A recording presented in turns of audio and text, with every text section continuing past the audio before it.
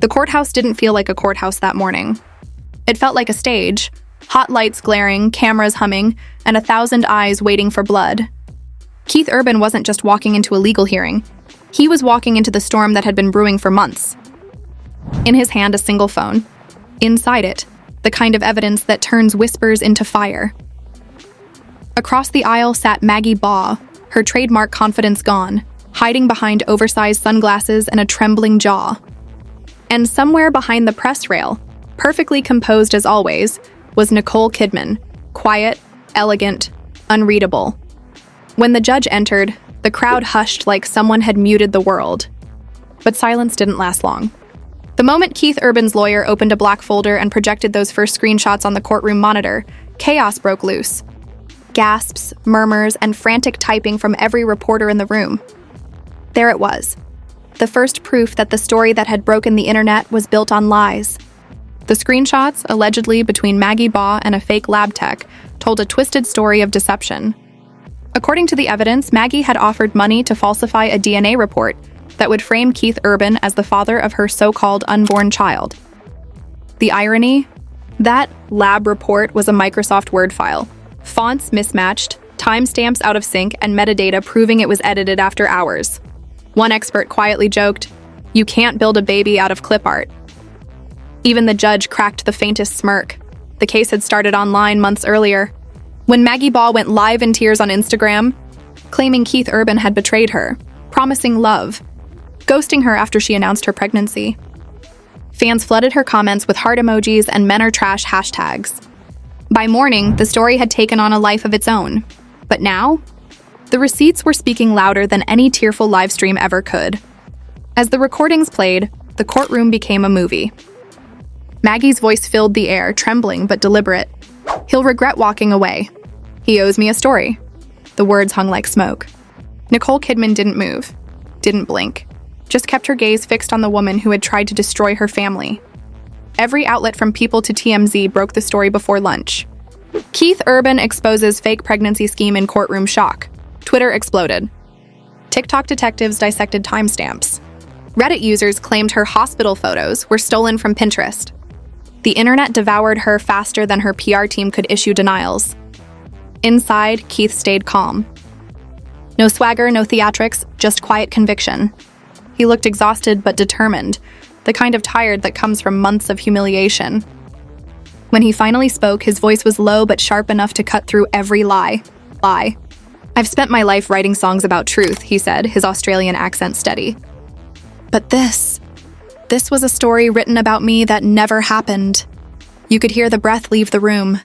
Even the stenographer slowed down, not wanting to interrupt the rhythm of his words. The defense tried to counter, calling the screenshots fabricated and taken out of context. They blamed hackers, online trolls, a smear campaign. But the jury and the public weren't buying it. The world had seen enough evidence, enough recordings, enough lies. In the gallery, Nicole Kidman sat like a statue, her face unreadable but her presence magnetic. She'd seen this play before, the media machine, the PR spin, the weaponized sympathy. Decades in Hollywood had given her armor, but this time it wasn't her movie. It was her marriage.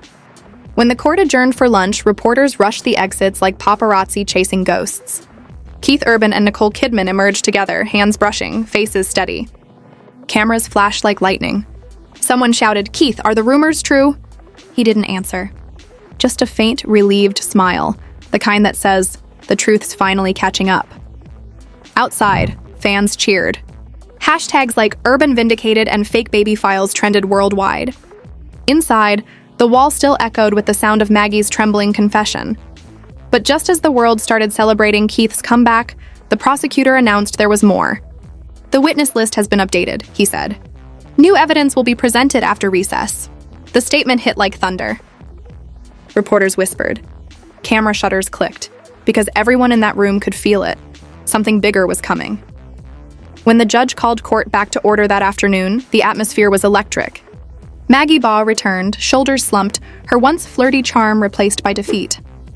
Gone was the woman who used to light up Nashville stages. Now she looked like a ghost of her own creation. And that's when Keith's lawyer stood again, holding a printed email chain. "Your Honor," he said, This is correspondence between Ms. Baugh and an alias account, Hannah Fields, in which she posed as a laboratory assistant. The emails demanded hush, money to protect both parties from humiliation. The implication was clear. Maggie hadn't just lied, she'd tried to cash in. A collective gasp swept the courtroom. Nicole Kidman finally looked at Maggie. One calm, cutting stare that said everything without words. Witnesses later said that single look was more powerful than any closing argument. And just like that, the scales tipped. Public sympathy vanished. Comment sections filled with snake emojis and disbelief. Nashville radio quietly dropped her tracks from rotation. Sponsors disappeared overnight. But the biggest twist? The prosecutors hinted that Maggie hadn't acted alone, that someone with far more power was pulling strings behind the scenes. A name no one dared to say aloud. Not yet. As the gavel fell, signaling the end of day one, Keith Urban exhaled deeply for the first time. Nicole Kidman stood, brushed his arm, and whispered something only he could hear. Outside, the cameras waited. Inside, the storm was only beginning. Because if you've learned anything about Hollywood courtroom drama, it's this. The first day never ends the story. It just sets the stage for the twist no one sees coming. The next morning felt heavier. Reporters filled every inch of the courthouse steps. Rumors said Nicole Kidman would speak, and that alone turned a legal hearing into world news. Inside, Keith Urban sat still, jaw tight, eyes fixed on the front. Across the room, Maggie Baugh looked drained, the sparkle gone, replaced by the weight of exposure.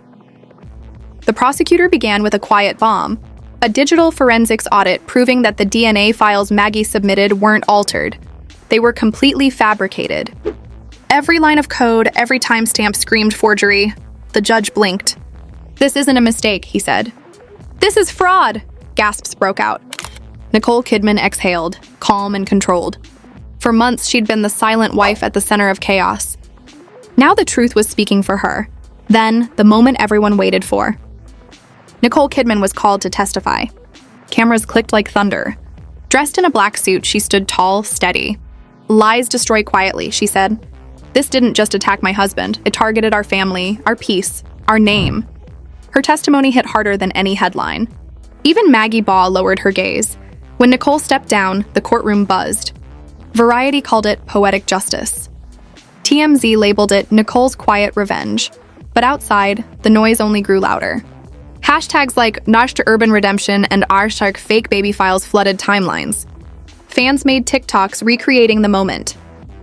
Back inside, Maggie's team tried one last Hail Mary, accusing Keith Urban of leading her on. But his lawyer shut it down instantly. Those texts, he said, came from a public fan hotline, not his phone. The courtroom laughed softly. The defense sank. Then came the twist. The FBI joined the investigation after payments to the fake lab were found crossing state lines. What started as gossip had become a federal case. Maggie Baugh's face went white. Within hours, sponsors pulled out. Nashville radio dropped her songs. Her Instagram vanished overnight. Meanwhile, Keith Urban's music exploded in streams, fans calling him the quiet king who fought back. But Keith wasn't celebrating. Insiders said he looked broken, like a man who'd seen too much. During a recess, he whispered to a reporter, "They're not chasing truth. They're chasing chaos." That clip went viral in minutes. By afternoon, another leak hit the internet, blurry footage of Keith and Maggie exchanging sharp words during a recess. Viewers slowed it down, convinced they heard her hiss, "You weren't supposed to say that," and him reply, "You left me no choice." The line became legend, but the final twist landed like a bullet. The judge ordered all parties to hand over their phone records. Nicole Kidman's lawyers immediately asked for a delay. And that's when Keith Urban, exhausted and furious, said quietly, "I'm done protecting them." He handed unredacted texts straight to the court, messages that didn't just expose Maggie, but hinted at financial misconduct tied to Nicole's production company. The courtroom froze. By the week's end, Maggie Baugh's career was dust, and Keith Urban was seen leaving court without his wedding ring. When asked about Nicole, he just said, "I hope she tells the truth." That one line changed everything, because in Hollywood, truth isn't about justice. It's about who owns the story. And for the first time, Keith Urban had taken his back. And if Nicole Kidman really returns to that witness stand next week, The story of their empire might finally collapse in public view.